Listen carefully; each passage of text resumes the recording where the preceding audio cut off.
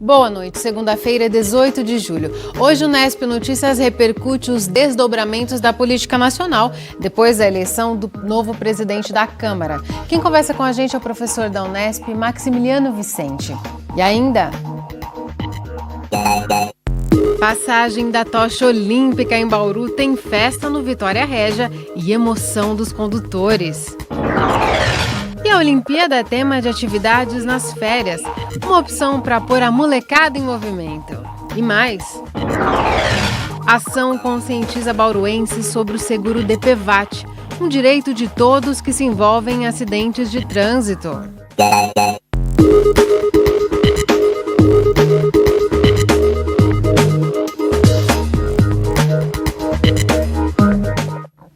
Começamos esta edição com um direito que toda pessoa que se envolve num acidente de trânsito tem, mas nem todo mundo aciona. É o DPVAT, o seguro de danos pessoais causados por veículos. Neste fim de semana, uma mobilização conscientizou os bauruenses sobre como acessar esse benefício. Quem já passou pelo transtorno de se envolver num acidente sabe da importância de contar com essa ajuda financeira. Começamos o processo. Luiz Gustavo foi vítima de um acidente no fim de junho. O pneu do mototáxi em que ele estava como passageiro estourou na rodovia Marechal Rondon. O condutor saiu ileso, mas Luiz teve uma fratura na mão e várias escoriações pelo corpo. Passado o susto, ele agora está reunindo os documentos para dar entrada no pedido de indenização do DPVAT. Estamos atrás do DPVAT porque, infelizmente, os gastos com medicamentos são grandes, né?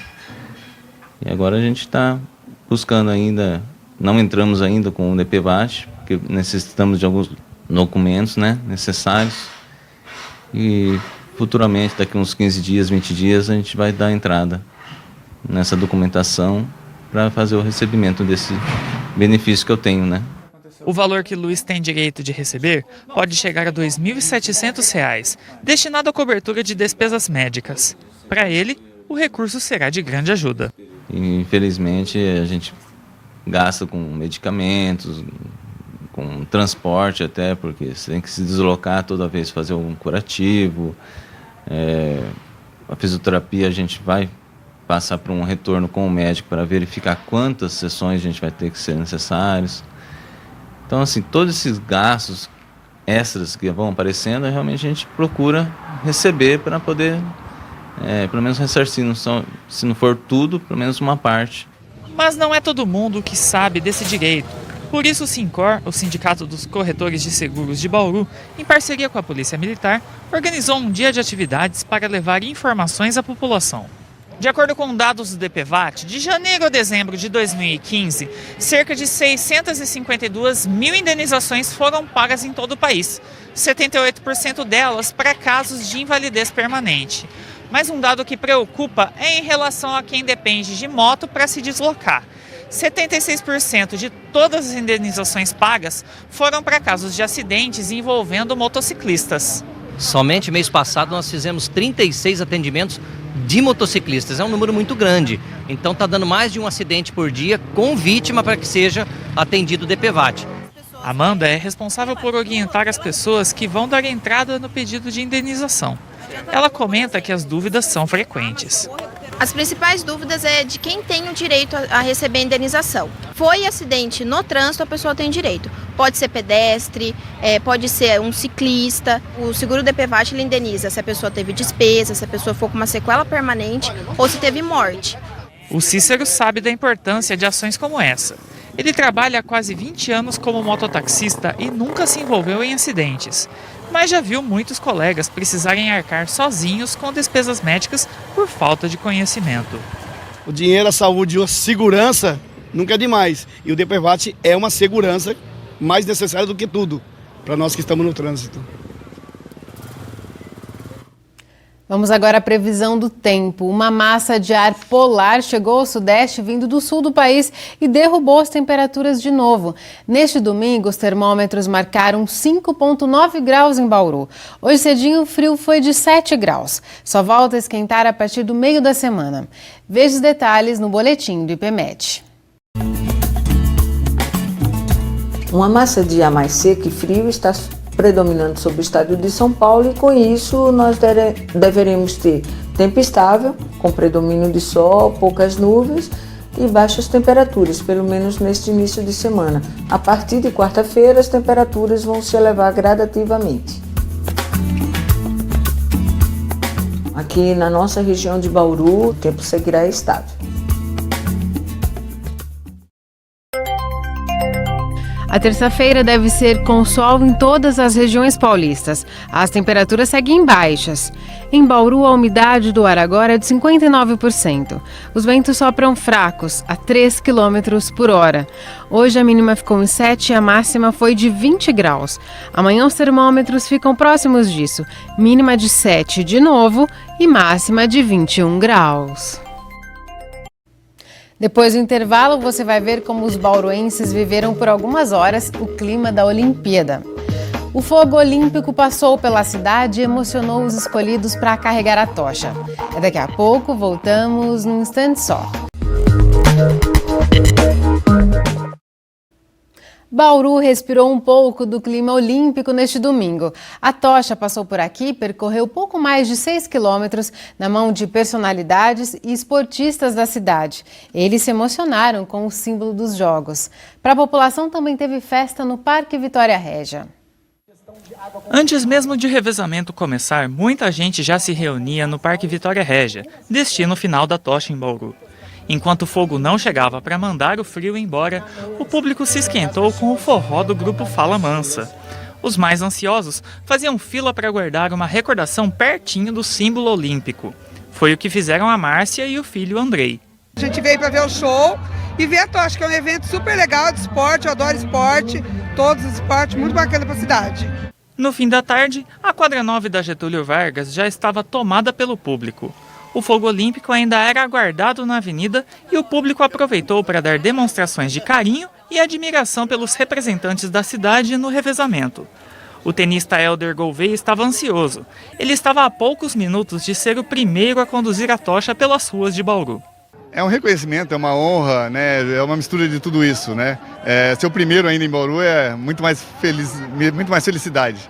Ao lado dele, a família dava o apoio e fazia a festa. Eu sou daqui, mas hoje eu não moro aqui. A gente está aqui em especial porque o Hélder, que é o tio Hélder, que vai carregar a tocha agora primeiro, e aí a gente veio prestigiá-lo. E enquanto todos esperavam, não é que a tocha apareceu de surpresa no meio do povo? Claro, essa não era a verdadeira, mas o seu Manuel conseguiu chamar tanta atenção quanto os condutores oficiais. Comércio, não tem uma tocha para vender, não tem nada. Aí você fez uma pra você. Eu fiz um. Aos 83 anos, ele também gostaria de poder carregar a tocha oficial. É a união do povo para defender a paz e a união de todos. Perto das 6h30, a comitiva chegou fazendo barulho e chamando a atenção. Começa o revezamento. Em meio a uma multidão de curiosos, Hélder deu início à caminhada rumo ao Parque Vitória Régia. Quem recebeu o fogo de Hélder foi Silvio Janegitz, da equipe de Paraguaçu Paulista nos Jogos Regionais do Idoso. De condutor em condutor, a tocha avançou a Getúlio rumo ao centro da cidade. Depois de percorrer as ruas centrais, a tocha chegou ao Vitória Régia nas mãos de Norival Agnelli, nadador experiente e professor. Aos 66 anos, ele encerrou o revezamento na cidade em que formou vários atletas. Está acesa a pira de celebração aqui em Bauru! Essa emoção já era grande, né, por ter sido escolhido como sendo um dos condutores desse grande símbolo da paz, espírito de união.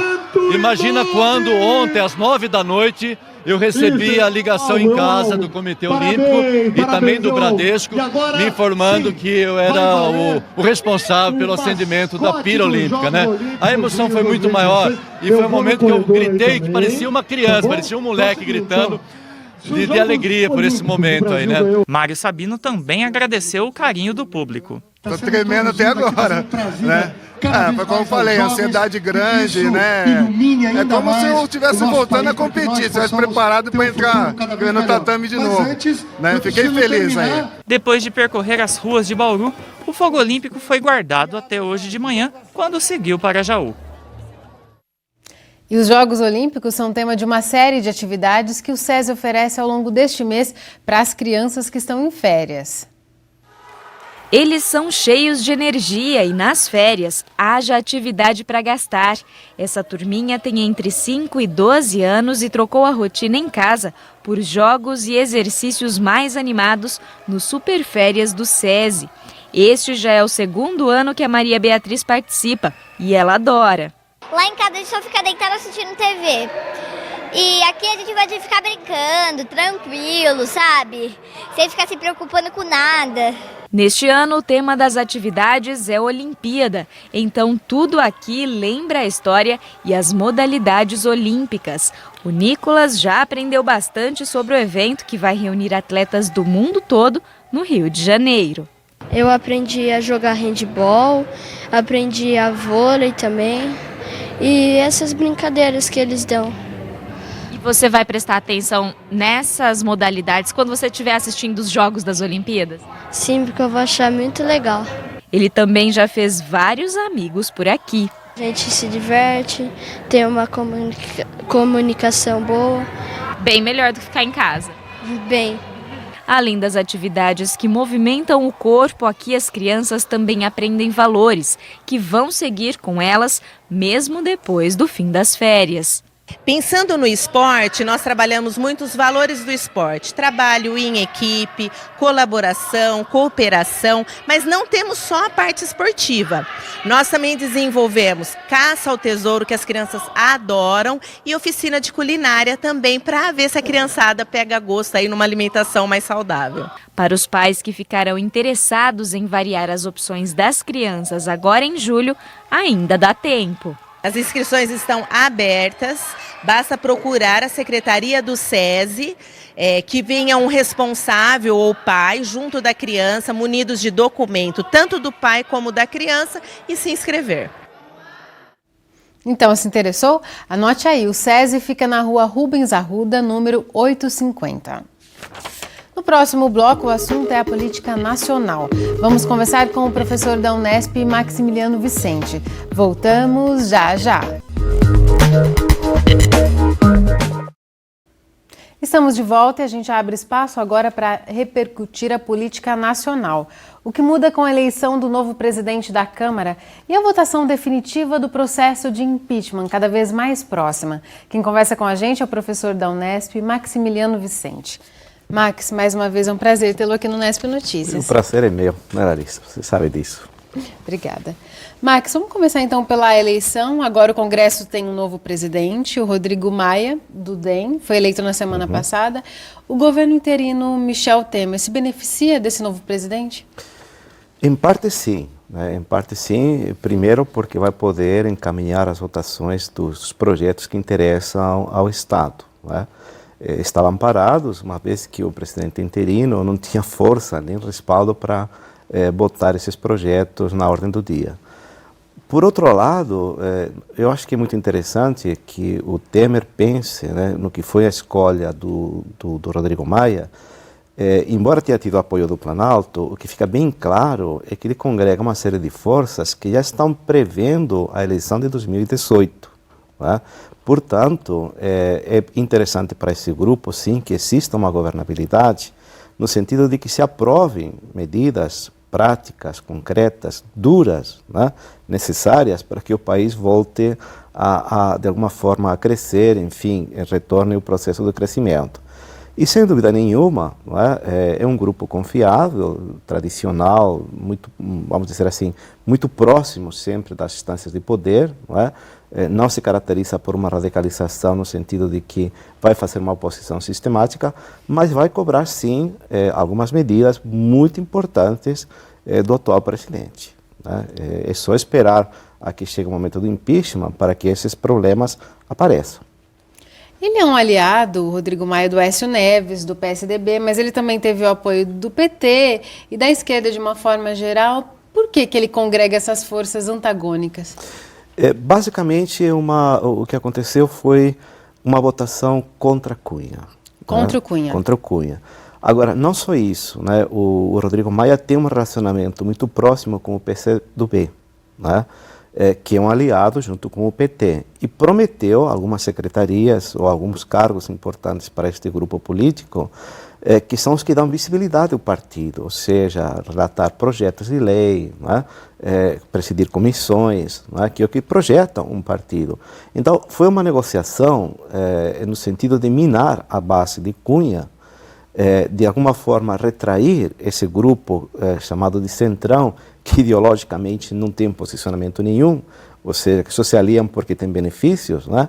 E de alguma forma tentar construir uma base um pouco mais diferenciada. Mas sempre pensando que o que está em jogo no momento atual seria ver qual é o desfecho do impeachment, para a partir daí sim poder começar a funcionar. De qualquer forma, é uma situação muito estranha. Não sei se as pessoas pararam para pensar, mas na verdade o que aconteceu foi a eleição do vice-presidente da República. E é uma situação que pode parecer um tanto estranha, e que é surreal em todos os sentidos. Imagine você que a chapa do Temer seja cassada. Assume o Rodrigo Maia. O mandato dele vai até o final do ano. Então seria presidente até o final do ano. No começo do ano, teríamos outra eleição com um novo presidente. Então, é o pior dos cenários possíveis, que a gente torce para que não ocorra, dentro dessa situação que está o país. Mas, na verdade, se escolheu já um vice-presidente. Muito mais do que um presidente para o Congresso. Muito mais do que um presidente do Congresso. E a votação foi extremadamente expressiva, no sentido do apoio das forças que congregaram esse grupo que apoia a atual presidente da Câmara dos Deputados. Max, ele prometeu uma pauta, uma votação menos conservadora, até para agradar esse grupo mais à esquerda. Dá para confiar? Porque ele tem uma posição conservadora, vem de um partido de direita, liberal. Eu diria que, por enquanto, não tem nenhuma pauta conservadora em jogo no Congresso. A questão central continua sendo a mesma da última vez que eu vim aqui, desde o meu ponto de vista, que é a questão econômica. A situação está muito difícil. E, na verdade, o governo Temer, por enquanto, que está concedendo, são benefícios que um dia vão ter que ser pagos. Está dando isenções, aumentos, aumentando o déficit. E isso é muito problemático para o país. Momentaneamente, você tem uma composição interessante, mas um dia a conta vai chegar. E quem é que vai pagar essa conta? Então, aí é necessário, sim, que algumas reformas passem pelo Congresso. A Previdência, a reforma tributária, que são reformas duras, como você já disse. Que são muito duras e que não têm, vamos dizer, nada de progressistas, muito pelo contrário. Vão ser reformas muito duras para os trabalhadores. Quer dizer, no final das contas, quem vai pagar toda essa situação seria a população através dos tributos e de mais tempo trabalhando, ou seja, perdendo benefícios. Falando sobre o impeachment, Max, para a gente concluir, neste fim de semana o Datafolha divulgou uma pesquisa que mostra que 50% da população, metade, preferia que o Temer continuasse, outros 32% gostariam que a presidente Dilma voltasse e os demais não souberam opinar, preferiam novas eleições. É um termômetro deste momento? Ele não convenceu, mas também a presidente não tem força para retornar. Sim, e cada vez ela tem menos, ela se afasta mais do poder e, obviamente, ela fica para um segundo plano, até porque novos escândalos estão aparecendo, novas projeções estão aparecendo e ela vai perder terreno político. De qualquer forma, eu diria que muito cedo para confiar nessa pesquisa. Por quê? Porque, na prática, o que nós tivemos até agora foi uma composição de forças e só depois que o Congresso voltar desse recesso que eles têm agora, é que nós vamos ver, de fato, a força política do Temer, para que o Temer veio, qual que é a proposta dele, qual que é a intenção dele para o país, porque uma vez definido o impeachment, ele vai ter que governar por 2 anos. Então, é aí que eu penso que sim, a pesquisa pode ser feita. Por enquanto, o que ela refletiu é o momento de, vamos dizer assim, tomou posse, parece que está tomando alguma iniciativa, mas são iniciativas simbólicas, simbólicas, ou seja, não aprovou por enquanto nenhum projeto de lei que seja significativo, que transforme a realidade do país. E esse é o grande desafio que ele tem daqui para frente. Por enquanto, diríamos que está numa lua de mel com o Congresso, com essa nova eleição, as conversas, os diálogos, mas daqui a 2 semanas eu creio que nós vamos começar a sentir um pouco essa trajetória que ele vai imprimir ao governo dele. Tá certo, Max. Muito obrigada por analisar esse cenário aqui no Nesp Notícias. Eu que agradeço a oportunidade. O Nesp Notícias fica por aqui. A gente volta a se encontrar amanhã, às 7 da noite, ao vivo. Tchau!